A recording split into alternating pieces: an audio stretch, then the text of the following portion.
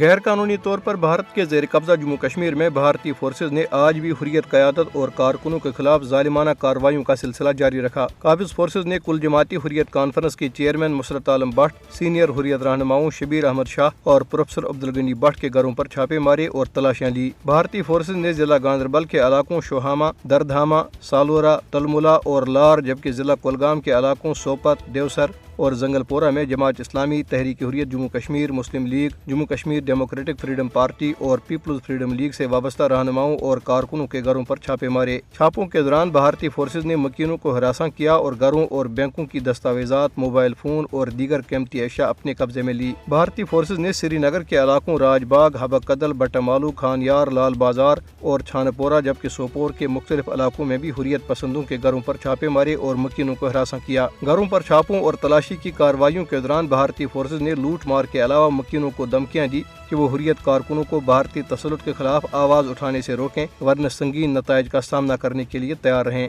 کل جماعتی حریت کانفرنس نے عالمی برادری سے مطالبہ کیا ہے کہ وہ گزشتہ کئی سال سے ہزاروں کشمیریوں کو غیر قانونی طور پر نظر بند کرنے اور ان کو بنیادی حقوق سے محروم کرنے پر بھارت کا محاسبہ کرے۔ حریت ترجمان ایڈوکیٹ عبدالرشید منہاس نے سری نگر میں جاری ایک بیان میں حریت قیادت سمیت 5000 سے زائد کشمیری سیاسی قیدیوں کی نظر بندی کو غیر قانونی اور قابض حکام کی بوکھلاہٹ قرار دیا۔ انہوں نے کہا کہ مودی حکومت حق خود ارادت کے لیے کشمیریوں کے بڑھتے ہوئے مطالبے کو دبانے کے لیے کالے قوانین کا بے دریغ استعمال کر رہی ہے اور غیر قانونی نظر بندیوں کو طول دے رہی ہے۔ مقبوضہ کشمیر میں سال 2016 اور 2022 کے درمیان 5400 سے زائد بچے لاپتہ ہو گئے ہیں، جن میں سے 1500 سے زائد کا ابھی تک کوئی سراغ نہیں ملا۔ کل جماعتی حریت کانفرنس کے ترجمان ایڈوکیٹ عبدالرشید منہاس نے سری نگر میں جاری ایک بیان میں مقبوضہ علاقے میں لاپتہ بچوں کی بڑھتی ہوئی تعداد پر افسوس کا اظہار کیا ہے۔ انہوں نے کہا کہ بھارتی فوج اور اس کی ایجنسیاں ان گمشدگیوں کی ذمہ دار ہیں، کیونکہ وہ محاصرے اور تلاشی کی کارروائیوں کے دوران بچوں کو اٹھا کر بھارت میں فروخت کرتی ہیں۔ امریکی کمیشن برائے بین الاقوامی مذہبی آزادی نے سکھ کارکنوں کے خلاف قتل کی سازشوں میں ملوث ہونے پر بھارت کی خفیہ ایجنسی را پر مخصوص پابندیوں کی سفارش کرتے ہوئے کہا ہے کہ بھارت میں اقلیتوں کو ناروا سلوک کا سامنا ہے۔